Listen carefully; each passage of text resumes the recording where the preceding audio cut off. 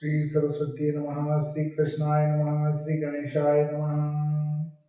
देखिए, आज हम चर्चा करेंगे होलिका दहन, धुलेंडी, छालंडी और ग्रस्तोदित चंद्र ग्रहण पर। मैं श्री भादव माता पंचांगकर्ता ज्योतिषाचार्य पंडित भागीरथ जोशी विश्व सायं लग्न सारणी, विश्व दिनमान सारणी, विश्वपकानयनम, लग्न सारणी समुच्चय आदि पुस्तकों का लेखक, और अभी मेरी तत्काल में जो पुस्तक चल रही है उसमें ज्योतिष प्रारंभिक ज्ञान खंड लिख रहा हूं मैं। ये प्रारंभिक ज्ञान खंड इस प्रकार का है कि जो पंचांग बनाते हैं उसके लिए भी बहुत उपयोगी है, और जो ज्योतिष सीखना चाह रहे हैं उनके लिए भी उपयोगी है, और जो सीख चुके हैं उनके लिए भी उपयोगी है, क्योंकि सूर्योदय इसमें 10 विधियों से निकालना बताया है, कम से कम 10 विधियों से। अपर लिम, मिडिल लिम, लोअर लिम, रिफ्लेक्शन युक्त, रिफ्लेक्शन रहित, ये सब। तो आप इसको अवश्य देखें, 1 से 2 महीने में ये आ जाएगा।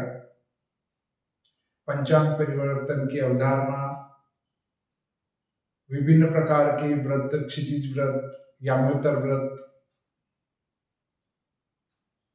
आदि जो व्रत हैं उनके संबंध में जानकारी है। अब मूल बिंदु पर आते हैं। ग्रस्तोदित चंद्र ग्रहण। ये ग्रस्तोदित चंद्र ग्रहण हमारे भारत में दृश्य होगा, और भारत से जो पूर्व के राष्ट्र हैं वहां पर खग्रास चंद्र ग्रहण होगा, पर भारत में ग्रस्तोदित होगा। ग्रस्त धन उदित, ग्रस्त धन उदित मतलब ग्रहण होता हुआ उदित होगा चंद्र। अब भूमंडल पर इस ग्रहण का प्रारंभ दिन में 3:20 पर होगा। जब भारत में 3:20 हो रहे होंगे उस समय जहां रात्रि होगी ब्रह्मांड में, अर्थात पूर्वी देशों में, वहां पर इस ग्रहण का स्पर्श होगा। भारत में जैसे जैसे सूर्यास्त होकर सूर्यास्त होने के बाद जब चंद्रोदय होगा तब वो ग्रहण होता हुआ ही दिखेगा। अब कुछ लोगों ने या विद्वानों ने इस सूतक का विधान क्या बताया कि 9 घंटे पूर्व सूतक लगता है, तो दिन को 3:20 में से 9 घंटे घटाए और सीधा सूतक प्रारंभ लिख दिया, प्रातः 6:20 से सूतक प्रारंभ हो जाएगा, जो कि सर्वथा निर्मूल और गलत है। क्योंकि ग्रहण का आरंभ तो आपके यहां कब होगा? जब चंद्रोदय होगा। अरे भाई, चंद्रोदय ही नहीं हुआ और ग्रहण ही प्रारंभ नहीं हुआ तो सूतक कैसे प्रारंभ हो गया भाई आपके यहां? तो सूतक उस ग्रहण के आरंभ से 9 घंटे पहले लगेगा। तो ग्रहण आरंभ कब हुआ हमारे निमज में? मैं आपको पंचांग से पूरा देख के बताता हूं तो आपको ज्यादा सटीक लगेगा कि बिल्कुल सटीक बता रहे हैं। ये हमारा श्री भादव माता पंचांग है। इसके पृष्ठ क्रमांक 4 पर स्पष्ट लिखा है कि निमज में जो चंद्रोदय है वो 6:38 पर होगा और ग्रहण का मोक्ष 6:47 पर होगा। अब 6:38 पर यदि हमारे यहाँ चंद्रोदय होगा तो वो ग्रहण होता हुआ उदित होगा, तो इससे 9 घंटे पहले से सूतक लगेगा, अर्थात 9:38 सुबह। 9:38 से सूतक का प्रारंभ होगा, पर नीमच में तो सूतक ही नहीं लगेगा। अब आप कहेंगे एक तरफ से तो कह रहे हो सूतक लगेगा, दूसरी तरफ से कह रहे हो सूतक नहीं लगेगा। तो जिन क्षेत्रों में अंगुलाल्प ग्रहण होता है उन क्षेत्रों में ग्रहण से संबंधित किसी भी प्रकार के दान पुण्य आदि सूतक यम नियम मानने की आवश्यकता नहीं है। क्यों? क्योंकि हमारे सिद्धांत शिरोमणि में स्पष्ट लिखा है कि अंगुलाल्प ग्रहण या चंद्रमा का 16वां भाग अगर ग्रसा हो तो उसको ग्रहण की संज्ञा नहीं दी गई है। और ये स्थिति बन रही है आपके जोधपुर प्रांत नहीं, जोधपुर जिसको कहते हैं संभाग, जोधपुर संभाग राजस्थान प्रांत है। जोधपुर संभाग, इधर आप ले लो अजमेर, श्रीनगर, उससे जयपुर से पश्चिमी भाग, झालावाड़ से पश्चिमी भाग, हमारे ये जैसे भीलवाड़ा हुआ आपका, कोटा भी बॉर्डर पर मान लेते हैं, कोटा झालावाड़ को भी ले लेते हैं मोटे रूप में। तो झालावाड़ कोटा से पश्चिमी भाग, तो हमारा बूंदी कोटा इनको इसमें ग्रहण करेंगे, झालावाड़ को भी लेंगे।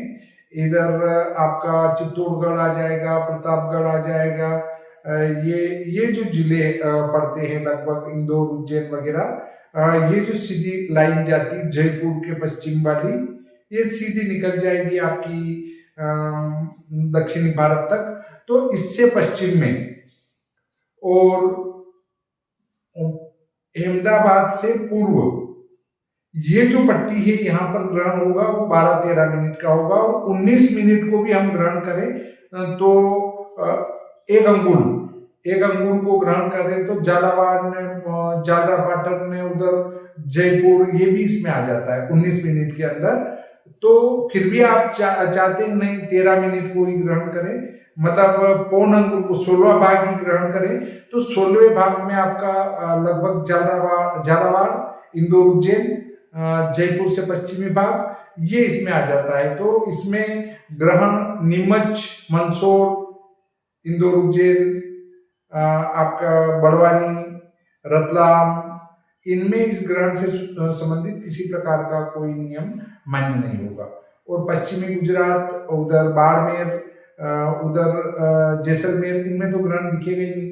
पश्चिमी गुजरात में नहीं दिखेगा, मध्य गुजरात में नहीं दिखेगा, मुंबई में नहीं दिखेगा, तो यहाँ सूतक मानने की जरूरत नहीं है। अब जो सूतक दिन में ग्रहण 3:20 पर लगाकर उससे 9 घंटे पहले से सूतक मान रहे हैं, अब यही ग्रहण यदि विदेश में होता तो क्या हमारे यहाँ सूतक लग जाता? नहीं लगता।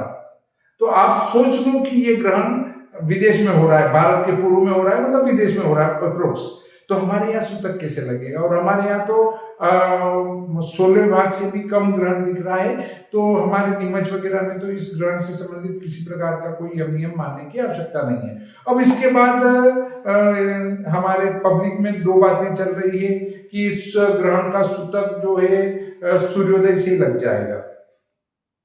हाँ, जो कह रहे हैं वो भी शास्त्र का प्रमाण लेके कह रहे हैं। धर्म सिंधु में ऐसा लिखा है एक लाइन कि ग्रस्तोदय चंद्र ग्रहण हो तो सूर्योदय से उसमें सूतक प्रारंभ हो जाता है।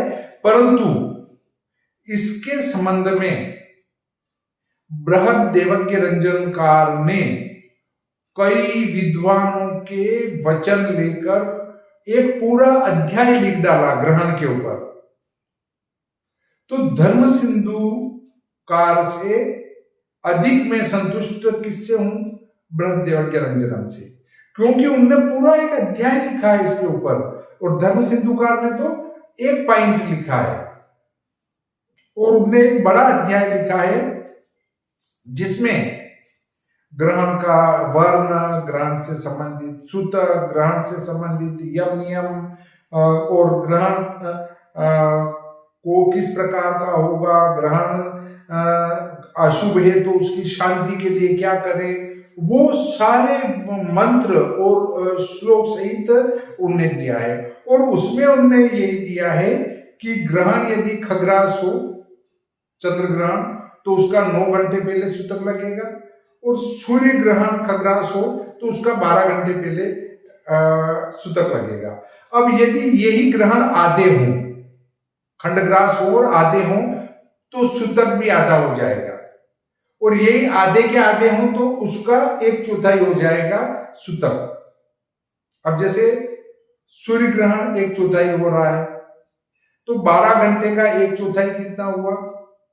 3 घंटे, तो सूतक 3 घंटे का ही होगा। ऐसे उस बृहद देवज्ञ रंजनमकार जो विद्वान थे, उनने इस सूतक को भी अनुपात से बताया है कि ग्रहण खग्रास से जितना कम होगा, खंडग्रास होता जाएगा, कम पड़ता जाएगा, उतनी ही सूतक की अवधि भी कम होती जाएगी।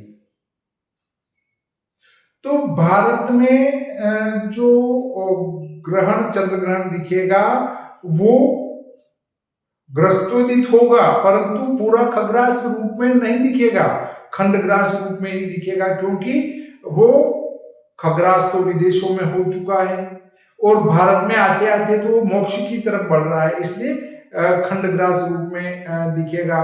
और जब खंडग्रास रूप में दिखेगा हमारे पूरे वाराणसी से, कलकत्ता से, असम से, इधर पश्चिमी पूरे भारत में अगर वो खंडग्रास दिखेगा, तो ऐसी स्थिति में सूतक 9 घंटे से भी कम होना चाहिए। परंतु मेरा तो ये कहना है कि आपके जब चंद्र दर्शन हो, आप तो चंद्र दर्शन को छोड़ दो, सूर्यास्त पकड़ लो राउंड में, क्योंकि उससे 5-10 मिनट बाद लगभग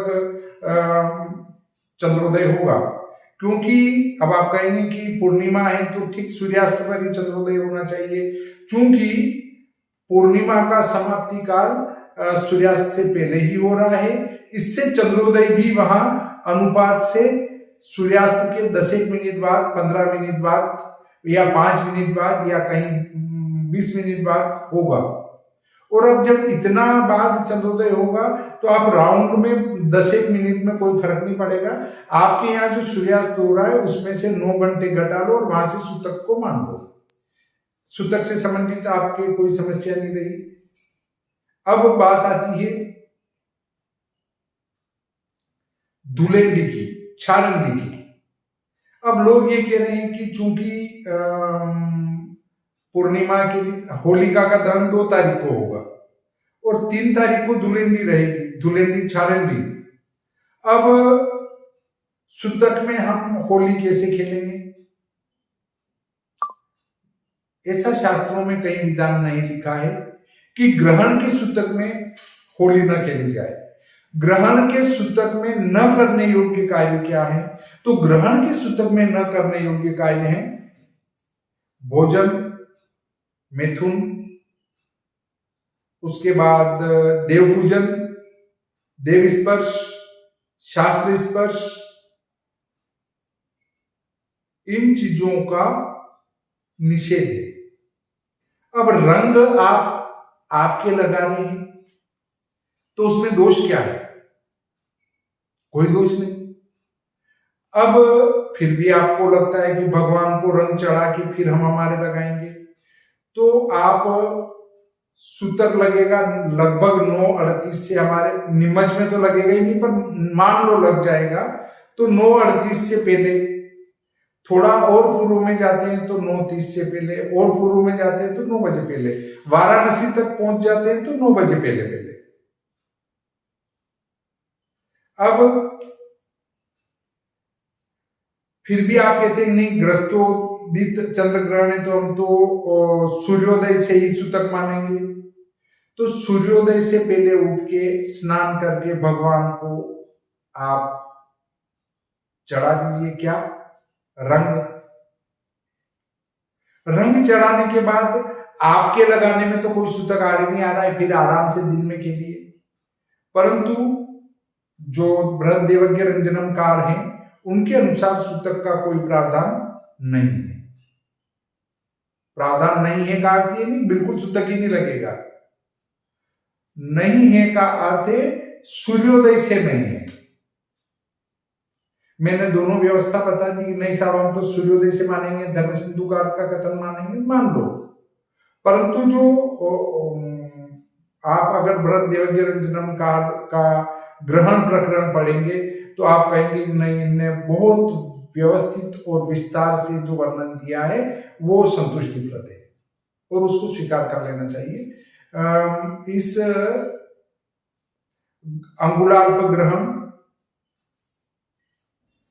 के संबंध में मुझे जानकारी थी, परंतु मैं वो श्लोक भूल गया था कि वो श्लोक कहाँ से मैंने दिया है। ये मैं जानता था कि अंगुलाल्प ग्रहण का आदेश नहीं करना चाहिए, शास्त्रों में ऐसा लिखा है।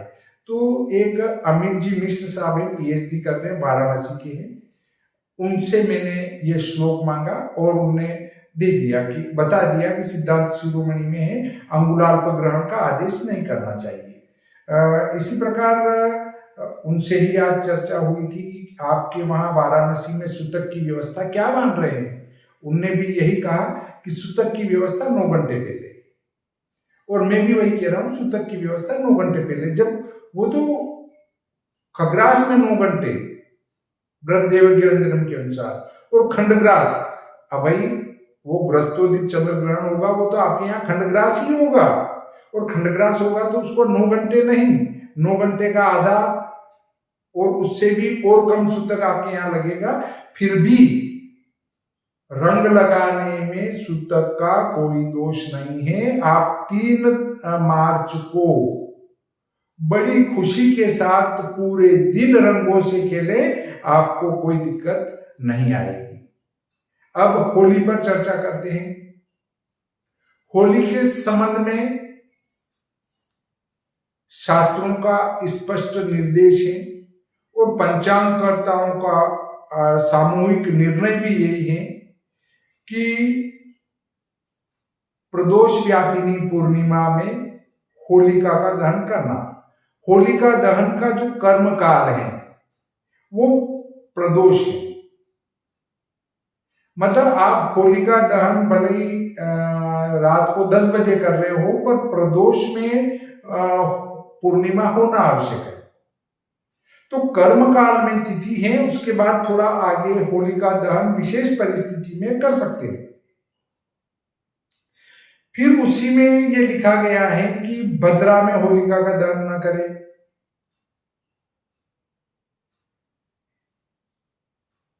भद्रायाम द्वेन कर्तव्य श्रावणी फाल्गुनी च, श्रावणी यानी रक्षाबंधन, फाल्गुनी यानी होलिका का दहन।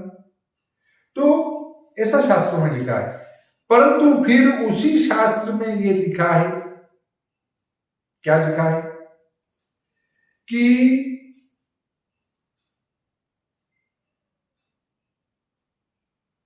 आप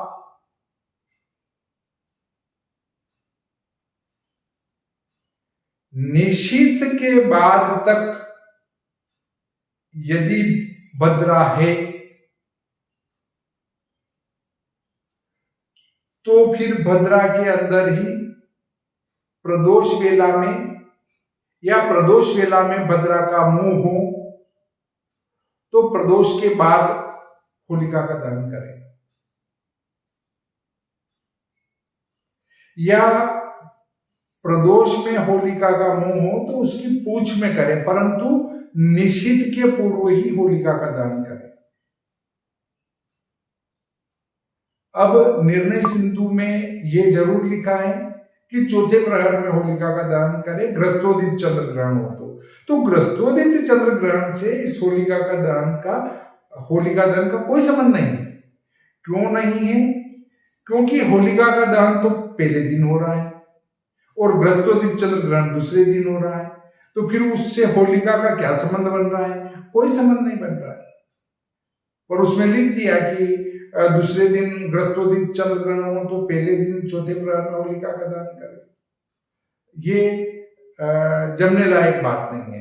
अब यदि मैं जो चौथे प्रहर में भद्रा के बाद होलिका के दहन का जो उपदेश कर रहे हैं लोग, अगर कंडीशन ऐसी बनती कि भद्रा सूर्यास्त के 1 घंटे तक मान लो चतुर्दशी रही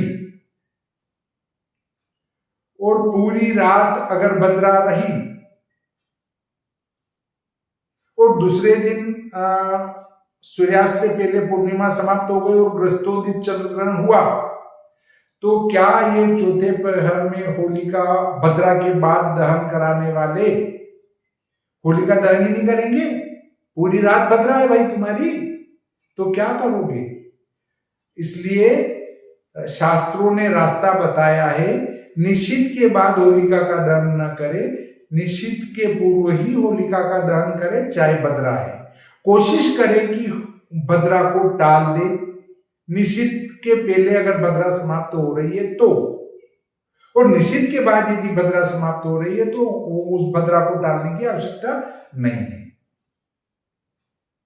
परंतु जो इन धर्म शास्त्रों की पेचीदगी से परिचित नहीं है या उनके जीवन काल में वो पेचीदगी नहीं आई, तो वो अपना अपना नियम प्रतिपादित कर रहे हैं कि नहीं ऐसा होगा। भाई निर्णय सिंधु में कथन लिखा गया है, परंतु उसको एक बार कसौटी पे कस के देखो, क्या इसमें और कोई दिक्कत आ सकती है? तो हाँ, आ सकती है। दिक्कत क्या आ सकती है? दिक्कत यह आ सकती है कि 1 घंटे तक चतुर्दशी रही और प्रदोष में पूर्णिमा आ गई, तो ऐसी स्थिति में पूरी रात भद्रा रहेगी, दूसरे दिन ग्रस्तोदित चंद्र ग्रहण आ गया, तो फिर क्या आप होलिका का दहन नहीं करेंगे? करेंगे। भद्रा को नहीं टाल सकते। वो तो इस वर्ष भद्रा पहले समाप्त हो रही है, सूर्योदय से कई पहले, और उसका भी मैं समय बता दूं कि भद्रा जो है समाप्त हो रही है कितनी बजे? वो 5:29 पर रात को, मतलब 3 तारीख को सुबह 5:29 पर। तो 5:29 के बाद वो होलिका के दहन का आदेश कर रहे हैं या भद्रा की पुछ में आदेश कर रहे हैं। तो भाई पुछ में, भद्रा में तो होलिका का दहन कर रहे हो, तो फिर धर्म सिंधुकार का वह वचन क्यों नहीं मानना चाहते कि निषिद्ध तक भद्रा है, तो उससे पूर्व ही प्रदोष में यदि उसका मुंह नहीं है तो उसमें होलिका का दहन करें, क्योंकि कर्मकाल ही वो है। फिर यदि आप पूरी रात होलिका दहन करना चाहते हैं तो मुझे कोई तकलीफ नहीं है। मेरा काम है सही मार्गदर्शन करना, या मुझे जो लग रहा है वो सही करना। हो सकता है मेरे से ज्यादा आप विद्वान हैं और आप जानकार हैं, तो आप आपके अनुसार होलिका का दहन कर सकते हैं। मेरे अनुसार जो बन रहा है वो मैंने आपको बता दिया। इस प्रकार आज का ये प्रकरण यहीं समाप्त होता है। श्री सरस्वती नमः, श्री कृष्णाय नमः।